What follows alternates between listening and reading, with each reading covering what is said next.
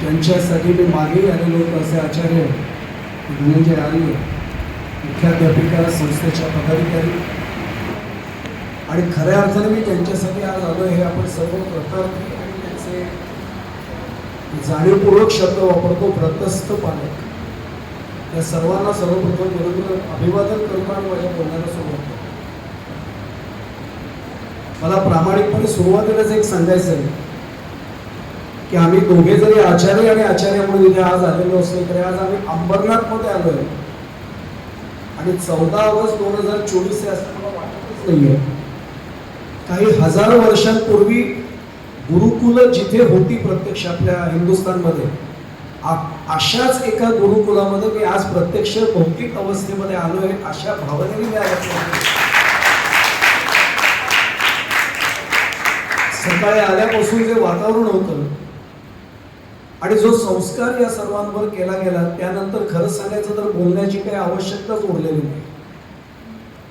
नेहमी असं म्हटलं जातं की 3 संस्कार केंद्र महत्वाची आहे: घर, शाळा आणि समाज. आज सुदैवाने काही अपवादात्मक घरं फक्त अशी वाचली की जे संस्कार केंद्र म्हणून शिल्लक आहेत. अनेक ठिकाणी पत्रकार म्हणूनही, प्रवचनकार, कीर्तनकार म्हणूनही जेव्हा जावं लागतं, दुर्दैवाने सांगावं लागतं की अनेक घरांमध्ये त्याला घर का म्हणावं याचीच मनामध्ये भ्रांत निर्माण होते. कुठलं संस्कार केंद्र आणि किती घरं आता अशी राहिली, हा एक दुर्दैवाचा भाग.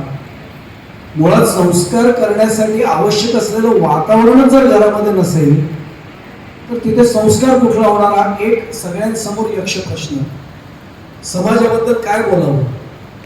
खरं तर आमचे कीर्तनकार हरिभक्तीपरायण दत्तदास भाऊ घाट एक छान व्याख्या सांगायचे: समाज म्हणजे सदाचारी माणसांचा जमाव म्हणजे समाज. आता असा समाज खरंच राहिलाय का शिल्लक? बाहेर बघितल्यानंतर भीती वाटते. माझ्या मुलाला किंवा माझ्या मुलीला आता बाहेर फार डोकं नको, त्यापेक्षा घरात बस असं जर मला सांगावं लागत असेल, याचा अर्थ समाज आता संस्कार केंद्र म्हणून उरलंय का, हा एक प्रश्न. आणि तिसरं, शाळा. मी प्रामाणिकपणे सांगतो, गेली जवळजवळ 30 वर्ष कमीत कमी मी शिक्षण क्षेत्रामध्ये व्यवस्थापनावर आहे. 16 वर्ष सेक्रेटरी म्हणूनही काम केलं, गेली काही वर्ष आता कार्याध्यक्ष म्हणून त्या संस्थेचं काम पाहतोय. महाराष्ट्रामध्ये हाताच्या बोटावर मोजण्या इतक्या शिक्षण संस्था सोडल्या, तर शाळा संस्कार केंद्र उरलंय का, हाही आता प्रश्न आमच्या सर्वांसमोर परत आलाय. आणि अशा परिस्थितीमध्ये ज्याला आपण वाळवंटातली हिरवळ म्हणतो, ती वाळवंटातली हिरवळ जर कुठे शोधायची असेल तर अशा सगळ्यांनी अंबरनाथला येऊन या गुरुकुलामध्ये येऊन पाहावं. ही वाळवंटातली हिरवळ. समाजाला अशाच शिक्षण संस्थांची आज गरज आहे, प्रामाणिकपणे सांगतो. आल्यापासून मी व्रतार्थी विद्यार्थ्यांना सांगतोय, आपण जे मंत्र ऐकले, जे श्लोक ऐकले, त्या सगळ्यांचं सार जर कुठलं असेल ना तर एक सुभाषित मी आपल्या समोर ठेवू इच्छितो: ज्ञान तृष्णा गुरुनिष्ठा सदाध्ययन दक्षता एकाग्रता महत्वेच्छा विद्यार्थी गुण पंचका. आज आपण सर्वांनी विद्यार्थी व्रत घेतलेलं आहे, पण मुळात विद्यार्थी म्हणायचं कोणाला? 5 गुण सुभाषितकारांनी सांगितले, ज्याच्याकडे हे 5 गुण आहेत तो विद्यार्थी आहे. तो वयाने नाही बरं का, म्हणजे मी सुद्धा जर हे 5 गुण घेते तर मी आदर्श विद्यार्थी होऊ शकतो. आणि या गुरुकुलाची हीच अपेक्षा आमच्या सगळ्यांकडनं आहे. मुळामध्ये ज्ञानतृष्णा. आपण त्या फलकावर जर पाहिलं ना तर आपल्याला लक्षात येईल, अखंड ज्ञान जिज्ञासा लिहिलेली आहे. ही ज्ञान जिज्ञासा 10वी पर्यंत, 12वी पर्यंत, पदवीपर्यंत, पदव्युत्तर शिक्षणापर्यंत, आयुष्याच्या शेवटच्या क्षणापर्यंत अखंड म्हटलेलं आहे. ज्ञान तृष्णा असं सुभाषितकारांनी शब्दप्रयोग केला. ज्ञान तृष्णा म्हटल्यानंतर अक्षरशः ज्ञानाची तहान लागली पाहिजे. मला वेळेचं बंधन असल्यामुळे मी फार तपशिलात उदाहरणं देणार नाही, फक्त मी जाता जाता 2 नावं फक्त सांगतो. मी पुढे जाण्यापूर्वी एक सांगू आपल्याला, आपण खूप चांगले व्रतस्थ आता आहात. सगळी पुस्तकं वाचा, पण निदान मी सांगतो तेवढी पुस्तकं वाचली तर आयुष्यात कमी नक्की पडणार नाही. 1 छत्रपती शिवाजी महाराज, 2 स्वातंत्र्यवीर विनायक दामोदर सावरकर, 3 भारतरत्न डॉक्टर बाबासाहेब आंबेडकर. ही 3 चरित्र जरी वाचलेली असले आणि स्वामी विवेकानंद, खात्री देऊन सांगतो आयुष्यात संस्कार कमीच पडणार. बाबासाहेब आंबेडकरांचं चरित्र डोळ्यासमोर आल्यावर लक्षात येतं ज्ञानतृष्णा नेमकं कशाला म्हणताय. शाळेमध्ये त्यावेळच्या जाती व्यवस्थेनुसार संस्कृत शिकू देणार नाही तुला सांगितलं होतं. आणि बाबासाहेबांना संस्कृत शिकायचं होतं. रामजी बाबांनी घरी एका शिक्षकाची व्यवस्था केली. रॉकेलच्या दिव्याखाली अंगणात बसून बाबासाहेब संस्कृत शिकले. आणि आपण शंकरराव खरातांना वाचा, अस्खलित संस्कृतमध्ये बाबासाहेब बोलवलं. याला म्हणायचं ज्ञान तृष्णा. स्वामी विवेकानंद हे दुसरं त्यातलं उदाहरण. मी आपल्याला मुद्दामून माहिती म्हणून सांगतो, हे फक्त नावं आपल्या समोर ठेवतो कारण वेळेचं बंधन आहे. ज्ञान तृष्णा, गुरुनिष्ठा. मी आपल्या पालकांनाही मुद्दामून सांगेन की आपले पालक खूप भाग्यवान आहेत. या सगळ्या मंडळींच्या मार्गदर्शनाखाली त्यांची वाटचाल आता सुरू आहे. मी एक जरूर सांगेन, आयुष्यात काहीही नाही जमलं तरी चालेल, पण ह्या मंडळींवर अपार निष्ठा ठेवा. निष्ठा आणि विश्वास याच्यात बराच फरक आहे. म्हणून निष्ठा याचा अर्थ ती कधीच हलत नाही. मी यांच्यावर निष्ठा ठेवली याचा अर्थ त्यांनी केलेलं मार्गदर्शन हे माझ्यासाठी अंतिम आहे. एक सहज उदाहरण आपल्याला सांगतो, किती निष्ठा असली पाहिजे. माझे स्वतःचे सद्गुरू म्हणजे ब्रह्मचैतन्य गोंदवलेकर महाराज, ज्यावेळी त्यांना असं समजलं की आपल्याला गुरूंची भेट झाली पाहिजे, वयाच्या 12व्या वर्षी आपल्यावर खूप योग्य वयात त्यांनी आता विद्यार्थी व्रताचा संस्कार केला. अनुग्रह ज्याला आपण शब्दप्रयोग मगाशी आपण पालकांनी ऐकलंच आहे. अनुग्रह म्हणजे काय याच्या अनेक जण व्याख्या करतात, पण मी सर्वात सोपी व्याख्या नेहमी सांगतो, या ब्रह्मापेक्षा तू अणुमात्र वेगळा नाही असा ग्रह अनुभवाच्या पातळीवर जो आमचा करून देतो तो अनुग्रह मिळतो. हा अनुग्रह आज तुम्हाला मिळाला. त्यांना लक्षात आलं की मला गुरूंची भेट झाली पाहिजे आणि अक्षरशः तळमळ लागली. 12व्या वर्षी गुरूंच्या शोधार्थ बाहेर पडले आणि कोणीतरी सांगितलं त्यात येथे सद्गुरू तुकामाई आहेत, ते तुझे गुरु आहे. तुकामाई हे थोडे अवलिया होते, फार तपशिलात जात नाही. मुद्दामून परीक्षा पाहण्यासाठी एका डोंगरावर चढून बसले होते. हा मुलगा 12 वर्षाचा म्हणजे तुमच्या साधारण त्याच वयाचा असं आपण गृहीत करू. आणि तळमळीने वाट पाहत राहिला, मला कधी भेट होईल गुरूंची. ते आले, पण येताना काठी घेऊन आले. आता कोणे रे मुलगा तो, इकडे थांब, तुझा जीवच घेतो. माझ्यासारखा घरी पळून आला असता. हे धावत पुढे गेले आणि साष्टांग दंडवत घेतलं. गुरुजी तुम्ही काय जीव घेता, मी हा जीव तुमच्या चरणी दिला. आता जीव घेतो म्हणजे जीव घेतो असं मार्ग नाहीये. माझ्यात जो कुठेतरी अहम बसलाय ना, जो मी असा आहे, मी तसा आहे, हा शिक्षकांच्या गुरूंच्या चरणावर समर्पित करणं, याला आपला अहमचा बळी देणं म्हणतात. मी आपल्याला पुढे जाण्यापूर्वी सांगू, आपल्याला आपल्या स्वतःबद्दलचा आत्मविश्वास असलाच पाहिजे, पण आत्मविश्वासाला अहंकाराची जोड नाही लागतात. माझ्याशिवाय दुसरं कोण आहे असं नाही होतं का. मी काय म्हटलं लक्षात घ्या, आत्मविश्वास वेगळा आणि अहंभाव वेगळा. त्यामुळे आज गुरुनिष्ठा जो आपल्याला सुभाषितकरांनी शब्द वापरला, आज व्रतार्थी आपण जातोय, या गुरूंवर माझी एवढी निष्ठा असेल की आता त्यांनी जे मला मार्ग जो दाखवलाय तो माझ्यासाठी अंतिम असेल. याचा अर्थ मी विचारच करायचा नाही असं नाही, पण त्यांनी सांगितलेल्या मार्गानेच मी विचार पुढे करत जाईल. खात्री बाळगा, अनुगंतुम सताम वर्म कृत्स्नम यदि न शक्यते स्वल्पम अपि अनुगंतव्यम मार्गस्थो नावसेदति असं दुसरा सुभाषितकार म्हणतो. म्हणजे मी त्यांनी दाखवलेल्या मार्गाने जरा जरी चालण्याचा प्रयत्न केला तरी माझा मार्ग चुकणार नाही, खात्रीच बाळगा. आणि अत्यंत योग्य संस्थेमध्ये आल्यामुळे गुरुनिष्ठा दुसरा संस्कार आहे. ज्ञान तृष्णा झालं, गुरुनिष्ठा आणि सदा ध्ययन दक्षता. मगाशी धनंजय आर्याने जे आपल्याला श्लोकांचे अर्थ सांगितले ना, ते ज्यांनी नीट ऐकले असतील मगाशी त्यांना लक्षात येईल, सदा ध्ययन दक्षता आहे. हे आपल्यात हा गुण वाढला ना की याच्या पुढे काही कमीच नाही पडणार. बाकीचे विद्यार्थी काय करतात ते मी सांगतो. 40 वर्ष मी शिक्षण क्षेत्रात शिक्षक म्हणून शिकवतोय. आता परीक्षार्थी वाढले. आपल्याला इथे कोण हवे, व्रतार्थी म्हणजे विद्यार्थी हवे. आता विद्या म्हणजे काय हाही वेगळा विषय असते, जाणकार आहेत त्यांना कल्पना आहे, आता त्या विषयात जात नाही. आता विद्या कशाला म्हणायचा हाही मोठा प्रश्न आहे. पण या गुरुकुलामध्ये खऱ्या अर्थाने संस्कार मिळतो त्यामुळे निश्चित ती विद्या आहे. या विद्येसाठी सतत सदा ध्ययन दक्षता. मी एक उदाहरण आपल्यासमोर ठेवतो. माधव सदाशिव गोळवलकर, आम्ही त्यांना गोळवलकर गुरुजी म्हणायचो, नागपूरला होते.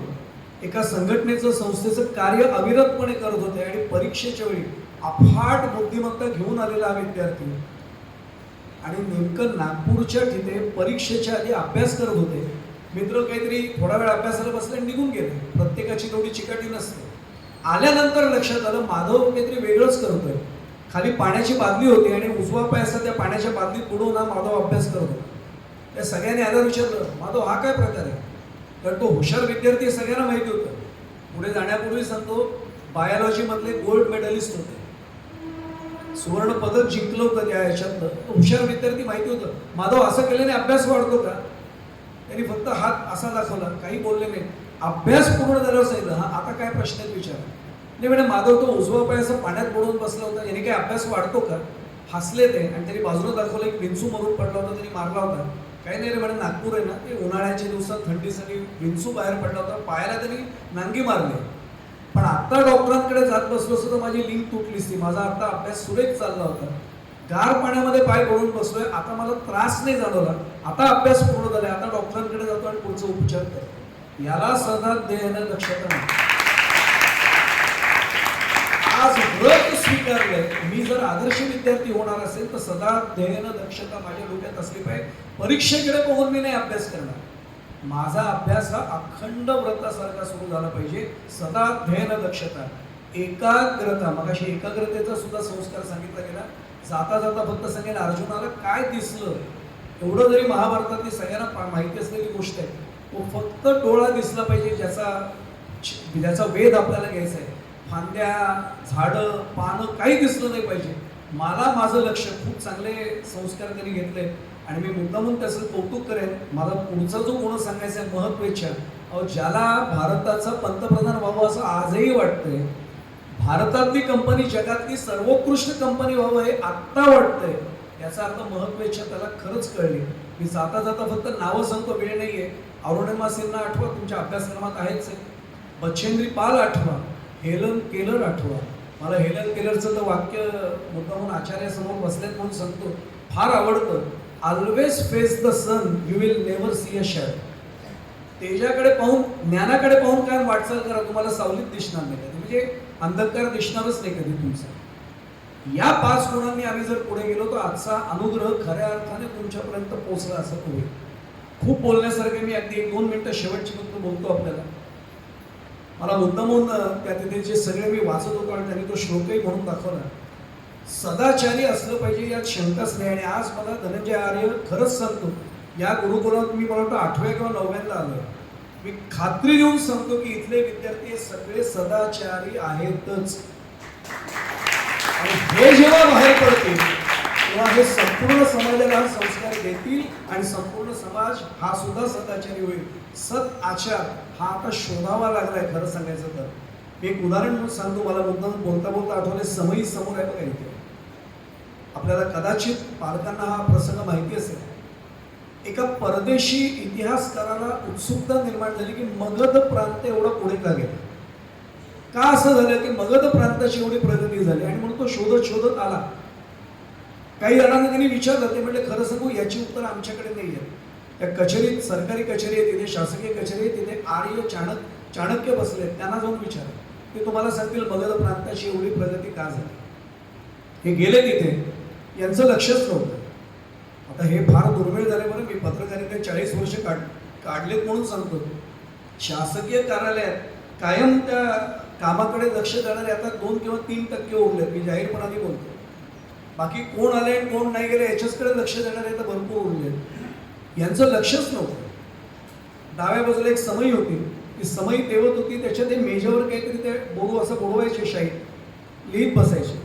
त्यांनी शेवटी त्यांचं लक्ष गेलं, अरे बसा ना, असं नसतं, माझ्याकडे काही काम आहे का. हा म्हणे वैयक्तिक आहे, खाजगी आहे का सरकारी काम आहे. नाही म्हणजे खाजगी काम आहे. ठीक आहे म्हणे, बरं जरा थोडं थांबावं लागेल, माझं एक काम राहिलंय, थांबतो म्हणते. त्यांनी जर सगळं पूर्ण केलं. हा माणूस हाताशी घडी घालून बसला, एकाग्रतेने यांनी काम पूर्ण केलं. नंतर त्या दिव्याला नमस्कार केला.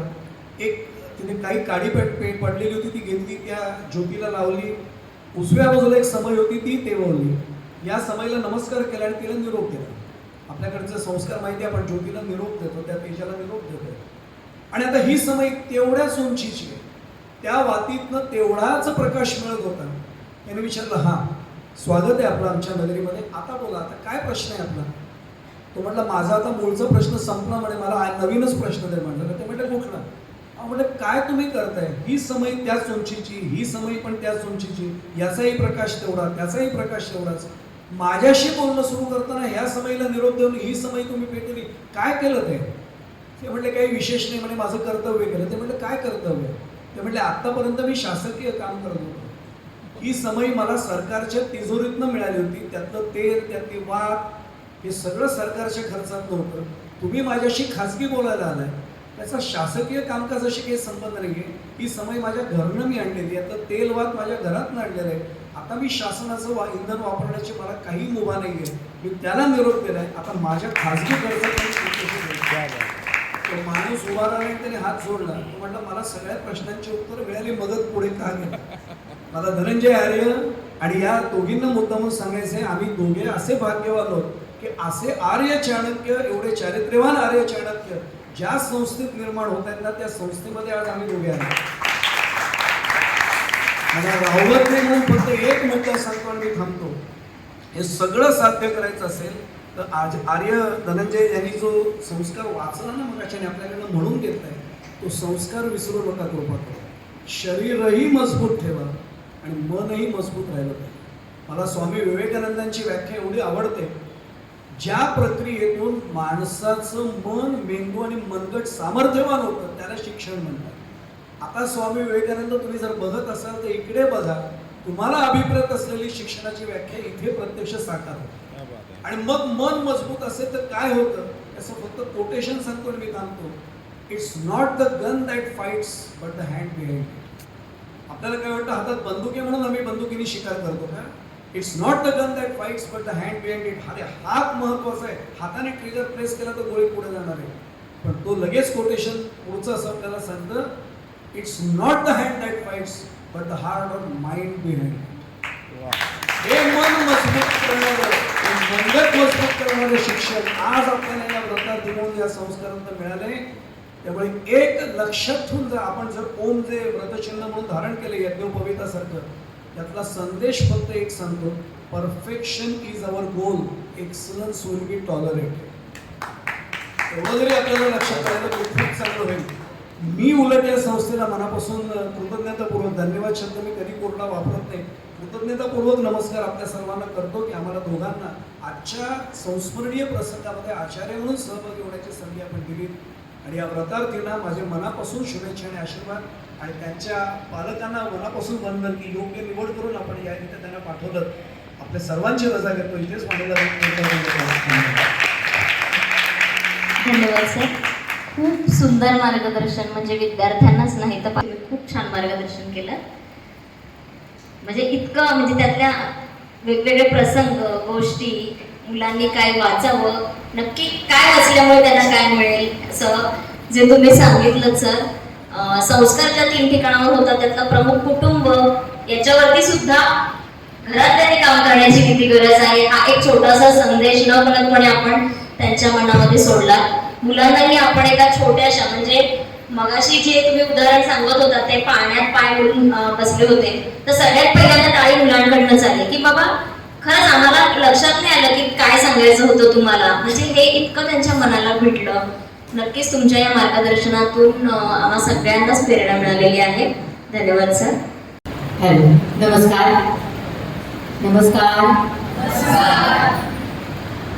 नेहमी म्हणते त्याप्रमाणे म्हणते, रूपाला फुलवत नाही तो अलंकार व्यर्थ, प्रतिभेची पारख नाही तो पुरस्कार व्यर्थ, लोकांना शिकवत नाही तो अहंकार व्यर्थ, आणि मनातून उमटत नाही तो नमस्कार व्यर्थ. त्यामुळे सर्व उपस्थितांना अगदी अंतःकरणापासून, हृदयापासून नमस्कार करते. आणि आज या अत्यंत देखण्या, सर्वार्थाने देखण्या अशा सोहळ्याला, समारंभाला आचार्य म्हणून निमंत्रित केलं, आणि ते सुद्धा कीर्तनकार, प्रवचनकार आदरणीय श्रीरामजी पुरोहित यांच्याबरोबर निमंत्रित केलं. हा खरं तर मी माझा सन्मान समजते, मान समजते. त्यासाठी या शाळेचे सगळे पदाधिकारी, आर्य, या सगळ्यांबद्दल अगदी मनापासून कृतज्ञता व्यक्त करते. आणि एक 5 ते 10 मिनिटात संवाद साधण्याचा प्रयत्न करते. हा छान संवाद असणार आहे. संस्कार म्हणजे काय, काय वाटतं? संस्कार या शब्दाचा अर्थ काय? 3 अक्षरी शब्द आहे पण अर्थ खूप दडलेला आहे. संस्कार या शब्दाची व्याख्या एका वाक्यात करायची झाली किंवा एका शब्दात करायची झाली तर काय कराल तुम्ही? पालक, विद्यार्थी कुणीही सांगू शकतो. संस्कार म्हणजे काय नेमकं? बरं, एक कोडं घालते, त्या कोड्यातनं कदाचित तुम्हाला उत्तर सापडेल. एका फुलाला 5 वास. म्हणजे मोगरा वगैरे असं त्याचं उत्तर नाहीये, प्रतिकात्मक आहे. एका फुलाला 5 वास, काय उत्तर असेल? ते फुल कुठलं आणि त्याचे 5 वास कुठले? सांग बरं. पंचकोश. बरं, चालेल नाही पण चालेल. वेगवेगळी उत्तरं येतात कार्यक्रमामध्ये. कुणी सांगतं मनगट आणि 5 बोटं, सृष्टी आणि पंचमहाभूत, असंही कोणी उत्तर देतं. शरीर आणि ज्ञानेंद्रिय, हेही कोणी उत्तर देतं. लोकसाहित्यातून आलेला हा कोडा आहे. या कोड्याचं मूळ उत्तर आहे दूध. आपल्या सगळ्यांच्या घरी येतं दूध असतं आणि दुधापासून तयार होणारे 5 पदार्थ म्हणजे दुधाची साय, साईचं दही, दह्याचं ताक, ताकाचे लोणी आणि लोण्याचं तूप. म्हणजे दुधापासून लोण्यापर्यंतचा प्रवास जो आहे तो प्रवास म्हणजे संस्कार आहे. ही संस्काराची अगदी सोपी व्याख्या आपल्याला करता येईल. आणि आज विद्याव्रत हा संस्कार तुमच्यावर झाला, उपनयन हा संस्कार तुमच्यावर झाला. आधुनिक काय संस्कार असतील? पंचांग करते दाखरू सोमण, हे नाव कदाचित तुम्ही ऐकलं असेल. खगोलशास्त्राचे अभ्यासक आणि पंचांग करते त्यांचं व्याख्यान, एक व्याख्यान मी 2010 साली ऐकलं होतं बरं का. म्हणजे श्रवण हा संस्कार हा पण फार महत्त्वाचा आहे. तर दाखरू सोमण यांनी आधुनिक 16 संस्कार या विषयावरचं त्यांचं व्याख्यान बदलापूर इथं झालं होतं. ते 16 संस्कार मी इथे सांगणार आहे जे सोमण सरांनी सांगितलेले आहेत. त्याचा विस्तार मात्र मी माझ्या पद्धतीने करणार आहे आणि अगदी थोडक्यात करणार आहे. तर पहिला संस्कार म्हणजे शरीराचं आरोग्य, ज्याच्याबद्दल आपण बोललेलो आहोत. हेल्थ इज वेल्थ असं आपण म्हणतो, आरोग्यम धनसंपदा असं आपण म्हणतो. तर शरीराचं आरोग्य हा सगळ्यात पहिला महत्त्वाचा संस्कार. जर शरीर तुमचं चांगलं असेल, बलवान असेल तर तुम्ही सगळ्या गोष्टीचा आनंद घेऊ शकता, अभ्यास करू शकता, मेहनत करू शकता. लोकमान्य टिळकांच्या चरित्रातला प्रसंग आठवण कदाचित तुम्हाला माहीतच असेल की त्यांनी 1 वर्ष, कॉलेजच्या आयुष्यातलं 1 वर्ष हे त्यांनी शरीर बलवान करण्यासाठी दिलं. आता कदाचित आपल्याला 1 वर्ष मिळणार नाही.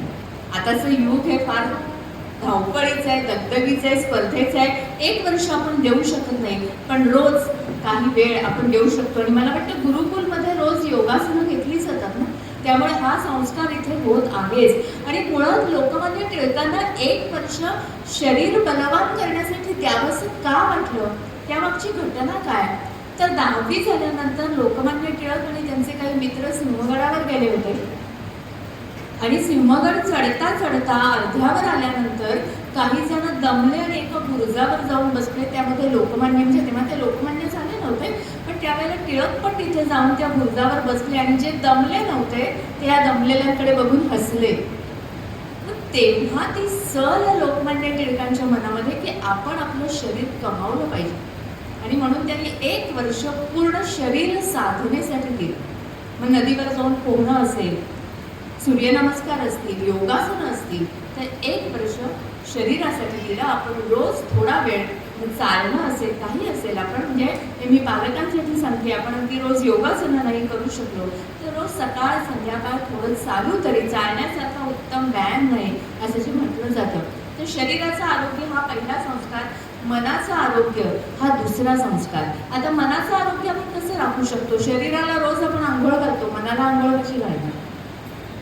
काय वाटतं? मनाची आंघोळ कशी होईल? आपली सगळी ज्ञानेंद्रिय जी आहेत, 5 ज्ञानेंद्रिय, त्याचा जर योग्य वापर केला तर मनाला आंघोळ घालण्यासारखंच आहे. डोळ्यांनी चांगलं पाहायचं आहे, चांगलं वाचायचं आहे. यूट्यूब हातात आल्यामुळे सगळ्याच गोष्टी आपल्या हातात आलेल्या आहेत, पण त्यातलं काय पाहायचं आहे आपण ठरवायचं आहे. त्यामुळे चांगलं पाहायचं, चांगलं वाचायचं. डोळे, कानांनी चांगल्या गोष्टींचा गंध घ्यायचा, नाकानी, कानांनी चांगलं ते ऐकायचं. श्रवण, रसना, सात्विक अन्न घ्यायचं. म्हणजे असं नाही की पावभाजी किंवा वडापाव कधी खायचंच नाही, तेही गरजेचं आहे, पण ते महिन्यातनं 6 महिन्यातनं एकदा ठीक आहे. रोज खाऊन चालणार नाही. रोज आपलं पोळी भाजी, आमटी, भात सात्विक अन्न, रसना आणि त्वचा म्हणजे दुसऱ्याचं कौतुक करणं, शाबासकी देणं आणि जिथे गरज आहे तिथे मदत करणं, दान देणं. तर ह्या आपल्या पाचही इंद्रियांचा जर चांगला वापर केला ना तर आपलं हे मन हे जे इंद्रिय आहे जे दिसत नाही त्याला आंघोळ घालण्यासारखंच आहे. आता तिसरा संस्कार जो आहे तो बुद्धीचं आरोग्य. बुद्धीचं आरोग्य कसं आपण सांभाळू शकतो काय वाटतं? तिसरा संस्कार बुद्धीचं आरोग्य. वाचन आणि श्रवण ह्याच्यातून आपण बुद्धीचं आरोग्य आपल्याला मिळतं. वाचन आहे प्रवास सुंदर नव्या नव्या ज्ञानाचा, इतिहासाचा, साहित्याचा आणि विज्ञानाचा, नव्या जगाचे नव्या युगाचे प्रकाश गाणे गाती, ग्रंथ आमुचे साथी, ग्रंथ आमुच्या हाती, ग्रंथ उजळती अज्ञानाच्या अंधाराच्या राती. काळगावकरांची कविता आहे. त्यामुळे वाचन बुद्धीचं सामर्थ्य हा जो संस्कार आहे तो वाचनातून तुमच्याकडे येणार आहे. श्रमसंस्कार हाही फार महत्त्वाचा आहे. तोही मला वाटतं गुरुकुलमध्ये होतो ना. श्रमसंस्कार सुद्धा इथे होतो. आधी कष्ट मग फळ म्हटलेलं आहे ना. कष्टाशिवाय मेहनतीशिवाय आयुष्यात तुम्हाला काहीही मिळू शकत नाही. पूर्वीही मिळू शकत नव्हतं, आत्ताही मिळणार नाही आणि पुढेही मिळणार नाही. कष्ट पाहिजेतच. इंग्रजीमध्ये असं म्हटलं जातं की only in dictionary word success come before work. फक्त इंग्रजी शब्दकोशामध्ये सक्सेस, यश हा शब्द कामाच्या आधी येतो. पण आपली मराठी शब्दकोशाने तो जास्त योग्य आहे.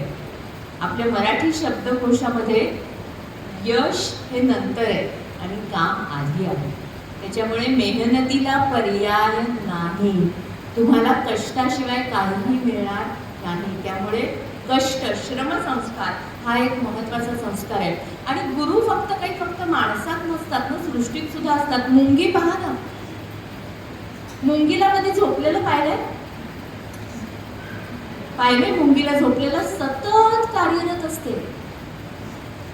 लहरों से डरकर नौका पार नहीं होती, कोशिश करने वालों की कभी हार नहीं होती. तर मुंगीचंच पुढे सगळं वर्णन त्या कवितेमध्ये. कवितेकडे मी इथं वळत नाही, कारण हे सगळे 16 संस्कार मला एक 5 मिनिटात तुम्हाला सांगायचे. त्यानंतर सर्जनशीलता, क्रिएटिव्हिटी हा एक पुढचा संस्कार, हा 6वा. तुम्ही पण खरंच टिपून घ्यायला हवं होतं ना. मुलांनी पण 16 संस्कार लिहून घ्यायला हवे होते. आता पुढच्या वेळेला जेव्हा किंवा कुणाचं व्याख्यान इथे असेल ना, तुम्ही वही पेन घेऊन यायचं. हे तेव्हा तर मोबाईल वगैरे काही नव्हते. जेव्हा मी दाखवू सोमणांचं हे व्याख्यान 2010 साली ऐकलं तेव्हा वही मोबाईल वगैरे काही नव्हतं हातात. त्यामुळे मी हे लिहूनच घेतले होते. ते 10 सालचे लिहून घेतलेले आज मी तुमच्या पुढे मांडते. त्यामुळे कधी कशाचा कुठे आपल्याला सांगता येत नाही. त्यामुळे वही पेन कायम विद्यार्थ्यांकडे काय मोठ्या माणसांकडे पण कायम असलंच पाहिजे. तुम्हाला बाहेर कुठे जाऊन बोलायचंय म्हणून नाही, काय राहतं आपल्या मनामध्ये ते आपल्या बरोबर राहतं. तर सर्जनशीलता, क्रिएटिव्हिटी हा पण एक संस्कार आहे. कावळ्याची गोष्ट तर आपल्या सगळ्यांनाच माहिती आहे. मोठा कळशी आहे किंवा हंडा आहे आणि त्याच्यामध्ये पाणी अगदी तळाशी गेलेलं आहे. ते पाणी त्याला वरती काढायचं आहे. मी इथे चातुर्य पाहिजे तुमच्याकडे.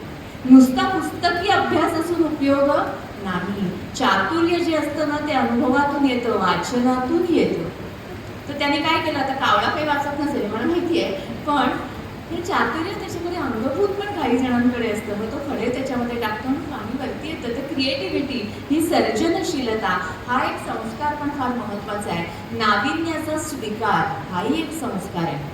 जुनं ते सोनं असतंच, पण नवं ते सुद्धा हवं. नवीन गोष्टी पण आपल्याला आत्मसात करायच्या आहेत. जुनं तेच सगळं चांगलं आहे आणि नवीन ते सगळं वाईट आहे असं नाही. नाविन्याचा स्वीकारही आपण करू शकतो आणि आपण करतोय. आता ऑनलाईन व्याख्यानं होतात त्यामुळे आपण नाविन्याचा स्वीकार केलेलाच आहे. शिस्त हाही एक संस्कार आहे. आणि स्वयंशिस्त आपण काय करतो, बरेचदा लोकांना शिकवायला जातो, लोकांना शिस्त शिकवायला जातो, पण स्वयंशिस्त ही महत्वाची आहे. मी रस्त्यात कचरा टाकणार नाही. चॉकलेट खाल्लं तर त्याचं जे कवर आहे ते मी रस्त्यात टाकणार नाही. मी घरात येऊन माझ्या डस्टबिनमध्ये माझ्या कचरा पेटीतच टाकीन. ही स्वयंशिस्त. मी कुठल्याही ठिकाणी वेळेवर जाईल. मला या शाळेचं फार कौतुक वाटतं ह्या संस्थेचं. आता मी 3ऱ्यांदाच येते संस्थेत कार्यक्रमाला, पण 3ही वेळेला कार्यक्रम अगदी वेळेत सुरू झाले. त्याच्यामुळे ही शिस्त, डिसिप्लिन हे फार महत्त्वाचे आहे. काही डी आयुष्यामध्ये फार महत्त्वाचे असतात. कुठल्याही क्षेत्रात यशस्वी होण्यासाठी काही डी महत्त्वाचे आहेत. योग्य दिशा तुम्हाला मिळाली पाहिजे. या शाळेमध्ये योग्य दिशा, डिरेक्शन तुम्हाला मिळते. डिटर्मिनेशन, निश्चय पाहिजे आयुष्यामध्ये. डिटर्मिनेशन, डिव्होशन, निष्ठा पाहिजे. डेडलाईन, समयबद्धता पाहिजे, ती मी पाळणार आहे. डेडलाईन नाही तर भाषण लांबवणार नाही. डेडलाईन आणि डिसिप्लिन, शिस्त, अभ्यास करण्याची सुद्धा एक शिस्त तुमच्यामध्ये असली पाहिजे. त्यामुळे शिस्त हा एक संस्कार आहे. कम्युनिकेशन स्किल, संवाद. कुठल्याही क्षेत्रात तुम्ही गेलात, तुम्हाला काही कीर्तनकार, प्रवचनकार, व्याख्याते व्हायला पाहिजे असं नाही. कुठल्याही क्षेत्रात गेलात, डॉक्टर झालात, इंजिनियर झालात, पत्रकार झालात, पंतप्रधान तुला व्हायचंय, पंतप्रधानांना तर केवढं संवाद कौशल्य लागतं आपण बघतोच आहोत. त्यामुळे संवाद कौशल्य कुठल्याही क्षेत्रात तुम्ही गेलात तरी संवाद कौशल्य हे तुमच्याकडे असलंच पाहिजे. आणि संवाद कौशल्याच्या दोन मुख्य बाजू, दोन मुख्य पैलू म्हणजे तुम्हाला दुसऱ्याचं कौतुक करता आलं पाहिजे. स्तुती नाही बरं का, स्तुती असते ती खोटी असते, कौतुक असतं ते खरं असतं. मनापासून तुम्हाला कौतुक करता आलं पाहिजे. अंतःकरणापासून तुम्हाला दुसऱ्याचं कौतुक करता आलं पाहिजे. कौतुक कोणाला आवडत नाही हो? मला हात वर करून सांगा तुम्ही की मला कौतुक आवडत नाही असं कोण आहे? सगळ्यांना आवडतं की नाही कौतुक? अहो देवाला सुद्धा कौतुक आवडतं. आपण आरती करतो म्हणजे काय करतो? आपण आरती करतो म्हणजे देवाची कौतुकच करतो की नाही? त्यामुळे कौतुक सगळ्यांना आवडतं. प्रत्येकामध्ये आणि काही ना काहीतरी गुण हे असतातच. त्यामुळे गुणांचं कौतुक करणं हा कम्युनिकेशन स्किल, संवाद कौशल्याचा एक महत्त्वाचा भाग आहे. इथे पालक आहेत म्हणून सांगते, नवऱ्याने बायकोचं कौतुक करणं, बायकोनी नवऱ्याचं कौतुक करणं हे मुलांनी जर पाहिलं तर ते सुद्धा कौतुक करतील. दोष काढू नका, फक्त एकमेकांचे कौतुक सुद्धा. नाही तर मग काय होतं, मुलांना ना आई वडिलांचे दोषच लक्षात येतात. कारण ते दोघं एकमेकांशी बोलताना नेहमी दोषावरच बोट ठेवत असतात. त्यामुळे पालकांनी मुलांच्या समोर भांडण करा, पण ते मुलं नसताना करा. आणि मुलांसमोर जेव्हा बोलाल ना तेव्हा एकमेकांचे गुणच सांगा, म्हणजे मुलांनाही ते गुण कळतील. त्याच्यामुळे संवाद कलेतला मुख्य भाग म्हणजे दुसऱ्याचं कौतुक करणं आणि दुसरा मुख्य भाग म्हणजे दुसऱ्याचं ऐकणं. श्रवण, ऐकणं वेगळं आणि श्रवण वेगळं. पुन्हा हिअर वेगळं आणि लिसन वेगळं. आपल्याला ऐकायचंय, श्रवण करायचंय, हे फार महत्वाचं. देवाने आपल्याला तोंड एकच दिलंय ना, आणि डोळे आणि कान दोन दोन दिलेत. म्हणजे जास्त पहा, जास्त वाचा, जास्त ऐका आणि कमी बोला आणि कमी खा. पण खाणं आणि बोलणं दोन्ही मर्यादेत ठेवा. त्यामुळे हा कम्युनिकेशन स्किलचे हे दोन महत्वाचे पैलू आहेत. पुढचा संस्कार बघा, मी 10व्या संस्कारापर्यंत आलेले आहे. पुढचा संस्कार म्हणजे सहकार्य. एकमेकांना सहकार्य करा. Teamwork, together everyone achieve more. टीमवर्कचा अर्थच मुळी आहे टुगेदर एव्हरीवन अचीव मोर. सगळेजण तुम्ही एकत्रित आलात तर तुम्ही छान काम करू शकता, आपलं ध्येय नक्की गाठू शकता. तुम्ही व्हॉट्सअपला कधीतरी तो मेसेज वाचला असेल बघा, द्राक्षाचा घड असतो ना त्याची किंमत नेहमी जास्त असते आणि सुक्या द्राक्षांची किंमत ही नेहमी कमी असते. द्राक्षाच्या घडाची किंमत जास्त का? तिथे सहकार्य आहे, सगळे एकत्रित आहेत.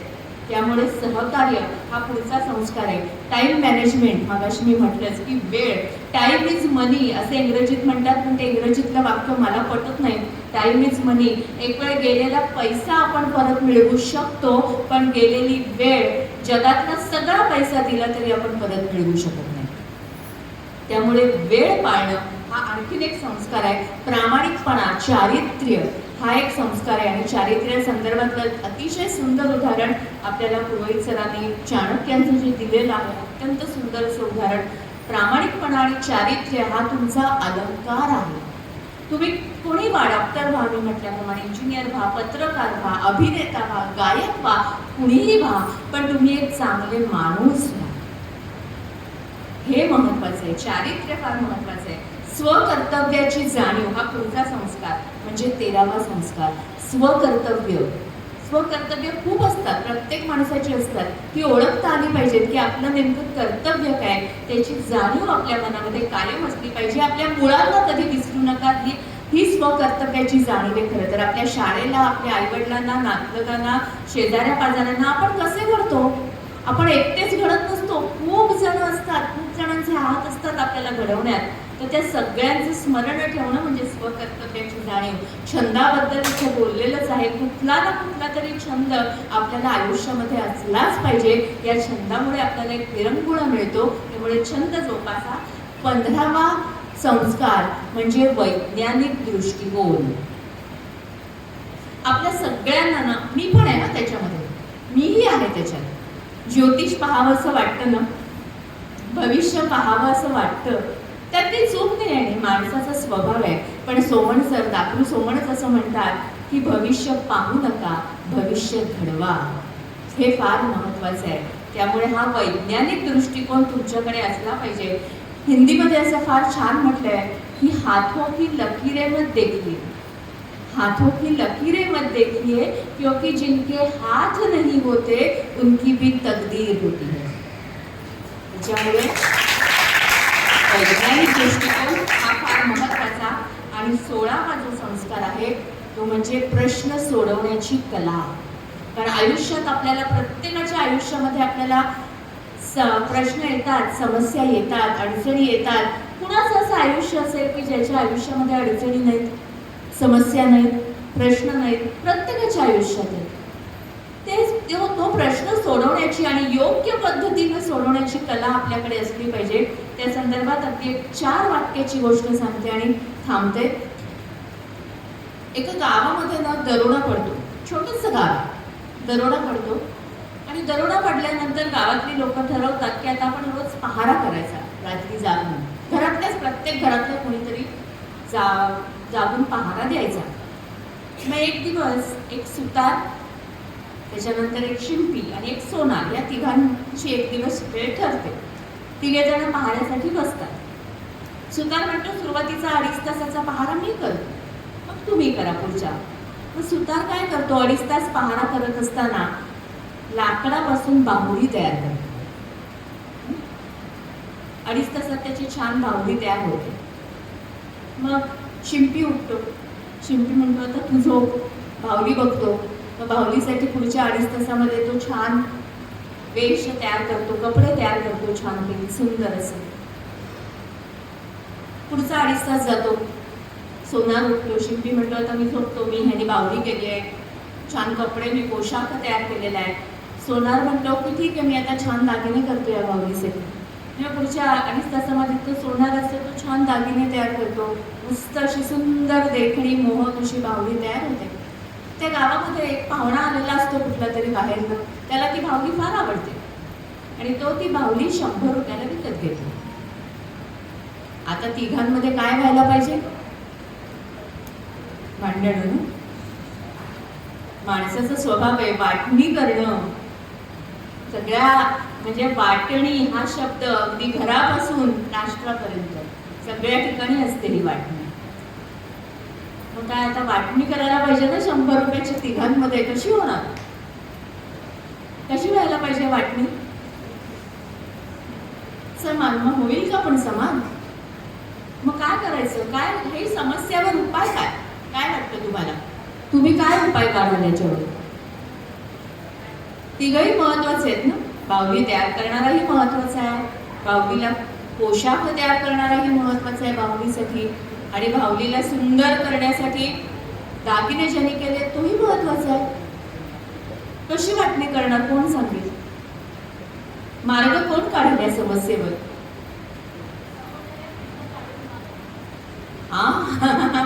समोरच्याकडनं किंमत वाढवून मागायची. क्या बात आहे. बरं, मार्केटिंग स्किल तेही आजच्या काळात तोही संस्कार महत्वाचा आहे. आपल्याला स्वतःला आपलं प्रॉडक्ट विकता आलं पाहिजे. कोणी सांगितलं? उत्तर कोणी दिलं? पालकांपैकी. अरे वा, छान छान. किंमत वाढवून मागायची.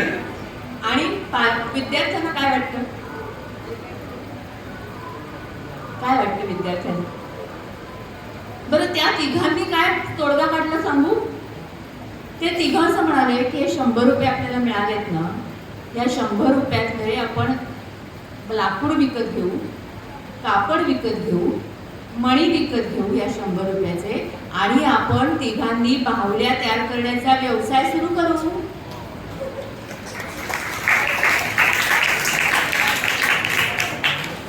हा जास्त चांगला तोडलाय ना. एकदाच 100 रुपये काय एकदाच मिळाले. पुढे जर तुम्हाला जायचं असेल, स्वकर्तव्याची जाणीव, पैसा आज लागतोच ना, असं कोणी म्हणू नये की केवळ चांगले विचारच पाहिजेतच, पण पैसाही तितकाच महत्वाचा आहे ना आयुष्यात. आपले पु ल देशपांडे म्हणतात की ध्यानी मनी हे 100% खरं आहे. कारण अलीकडे प्रत्येकाच्या ध्यानी फक्त मनीच असतो ना. एम विटॅमिन महत्वाचं आहे, त्याच्याशिवाय आयुष्यात काही होत नाही.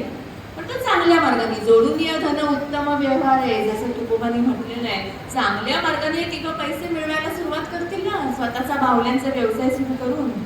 तर अशी प्रश्न योग्य पद्धतीनं सोडवण्याची कला हा 16वा संस्कार. बघा, असे 16 संस्कार मी सांगितले. कुठले आठवत आहेत आता त्यातले? कोणतरी येऊन पटकन सांगा आणि मी शेवटाकडे येते.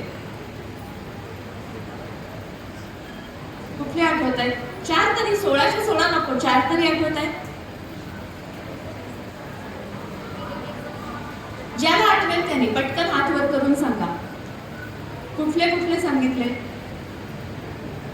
शरीराचं सामर्थ्य, मनाचं सामर्थ्य आणि बुद्धीचं सामर्थ्य, कम्युनिकेशन स्किल, सहकार्य, आणि कुठले आठवत आहेत? टाइम मॅनेजमेंट, शिस्त, प्रामाणिकपणा, चारित्र्य, बरोबर, प्रश्न सोडवण्याची कला, क्रिएटिव्हिटी, सर्जनशीलता. आता जे जे आठवतं ते घरी जाऊन आज लिहून ठेवायचं. नुसतं वाचायचं नाही, ते वेचायचं सुद्धा आणि ते टिपायचं सुद्धा आणि ते योग्य ठिकाणी वापरायचं सुद्धा. आपण सुरुवात कशाने केली? दुधापासून केली ना. दुधापासून तयार झालेलं आईस्क्रीम कोणाकोणाला आवडतं? सगळ्यांनाच आवडतं, मोठ्यांना पण आवडतं. केवळ विद्यार्थ्यांनाच आवडतं असं नाही, पालकांना सुद्धा आईस्क्रीम आवडतं. जर तुम्हाला आयुष्यामध्ये यशस्वी व्हायचं असेल ना, तर आईस्क्रीम फार महत्वाचं आहे. का बरं? आईस्क्रीम मधला आ म्हणजे आत्मविश्वास पाहिजे, ई म्हणजे इच्छाशक्ती पाहिजे, स म्हणजे सकारात्मक दृष्टिकोन पाहिजे, क्री म्हणजे क्रियाशीलता पाहिजे आणि म म्हणजे महत्वाकांक्षा पाहिजे.